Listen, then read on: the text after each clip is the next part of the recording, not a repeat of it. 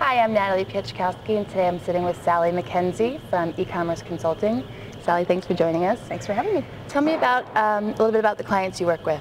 Well, over the course of the last 2 years, I've had the opportunity to work with some fantastic clients across all sizes and really a wide variety of product categories. But I'd say that most of them have one of two things in common. They're either just starting with their e-commerce efforts and need some help figuring out, the business plan and what's required from an infrastructure standpoint to be successful in e-commerce.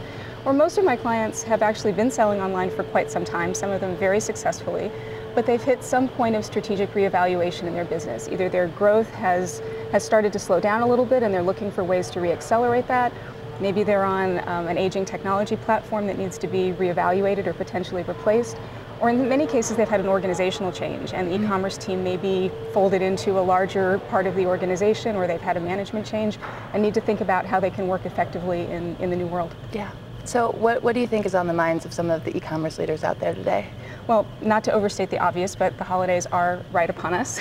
So certainly on a short-term basis, everyone I talk to is buckling down and getting ready for the holiday season. And most people I talk to are actually really bullish about this holiday season, despite the fact that the economy is softening and there's one less week this year of precious shopping between Thanksgiving and Christmas. But many of them say that they're certainly feeling the pressure to deliver growth, not only in the e-commerce channel, but using that channel, of course, to drive growth in the other channels as well. And now you've been in the industry a long time. Yeah, I'm old.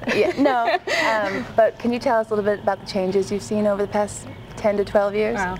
Well, it's hard to summarize that much change in a couple of sentences, and certainly the size of the shop.org conference is one indicator of how much the industry has grown. But I think the thing that excites me and gets me out of bed every morning is that so many of the things that we talked about 10 or 12 years ago when I was just getting started in the industry are really coming true. We used to talk about how do we make product visualization better online. We used to talk about how do we build community on our websites? How do we harness all of this rich data that the web has to offer and really use it to drive our business?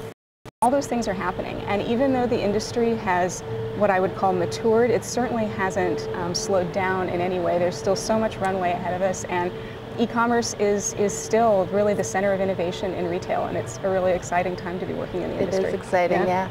So how is true e-commerce leadership, how has that role changed in your view? Well, I think it's really a completely different job today than it was when I was leading an e-commerce team 10 or 12 years ago. The early e-commerce leaders had to be entrepreneurs and pioneers, and we used to talk about how you had to be an evangelist in the organization to get the funding and get the attention of the rest of the organization.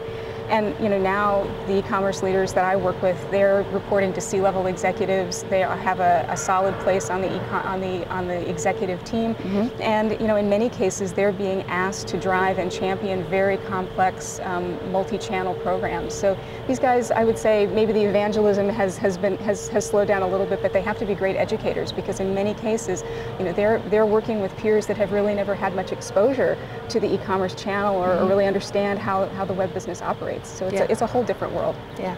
Well, thank you so much for your time. Thanks. Good